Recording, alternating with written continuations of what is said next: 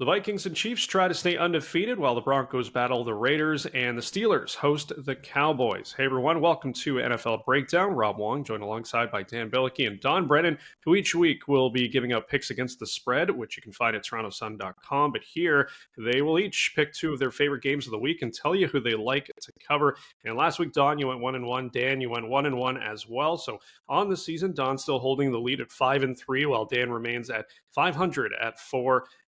So we'll start our week 5 picks with Don and the 2-2 Raiders visiting the 2-2 Broncos. Denver 3-point favorites at home. Don, which side do you like more in this one?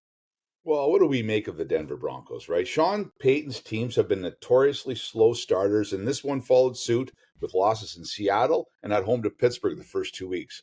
Both were by one score, however, and then Denver followed up by blasting the Bucs in Tampa and squeaking by the Jets on a rainy day in East Rutherford. By the way, did you see Bo Nix's first half stat line in that one? He was 7 of 15 for -7 yards. It was raining. They weren't playing in the bottom of the Atlantic. I mean, what's going on there? Anyways, the Broncos now return home to face a Raiders team that has lost to the Chargers and Panthers while beating the Ravens and Browns. Devontae Adams is requesting a trade, which should be disrupting enough as he's not only their best offensive player but by judging by the receiver show on Netflix, he looked to be one of their leaders as well. Come to think of it, he looked like he was close with Coach Antonio Pierce, too. So why is Pierce liking social media mentions that Devontae wants out?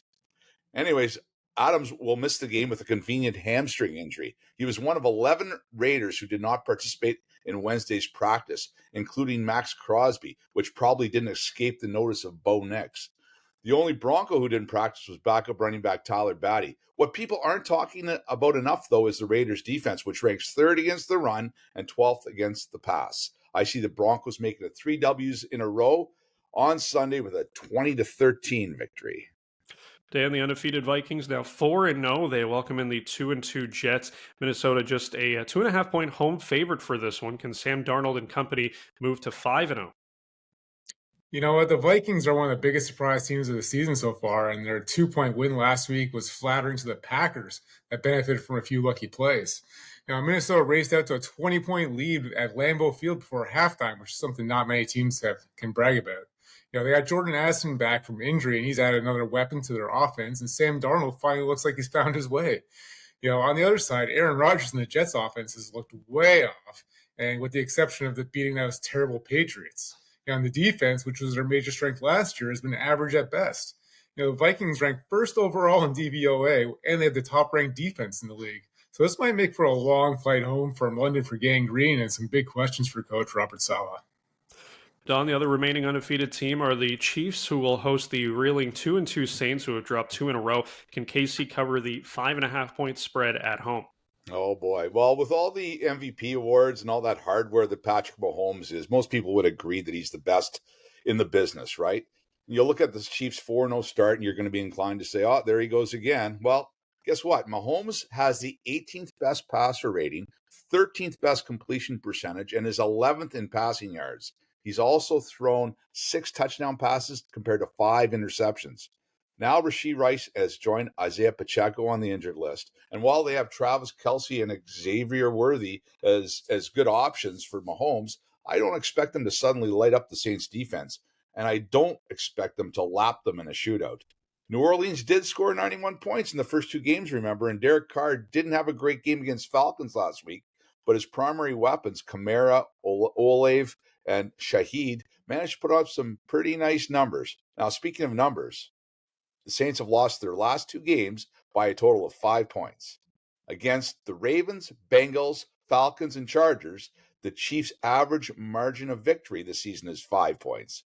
5? Spread is 5.5. Give me the dogs. I'll take New Orleans in a 24-21 KC win. All right, Dan, lastly, the Sunday Nighter has the surprising 3-1 Steelers home to the 2-2 Cowboys. Dallas, a 2.5-point road dog. Which way are you leaning for this one? For years now, the Cowboys have been notorious for playing poorly against teams with winning records, and Dallas is just 1-5 as an underdog since the start of last season. What makes matters worse is that the Cowboys lost DeMarcus Lawrence and Micah Parsons, their 2 best pass rushers last week. Parsons might play, but even if he does, it's not going to be good. Despite losing to the Colts last week, Justin Fields has been good for the Steelers, and he had his first 300-yard passing outing and just his fourth game with Pittsburgh. He only threw for 300 yards once in 40 games as a Chicago Bear. Sorry, Don. Dallas's running game has been awful so far this season, and the Steelers' defense has been among the league's best. Last week, the Cowboys had trouble against Daniel Jones and the Giants, and they weren't even able to cover a 5.5-point line. So I'm going to take the home team in this one. Dallas is going to be very disappointed. All right, there are the picks for week number 5. What is making your betting card? Leave your thoughts in the comment section below. For Don Brennan and Dan Bilicki, I'm Rob Wong. Thanks for watching, and we'll talk to you next time.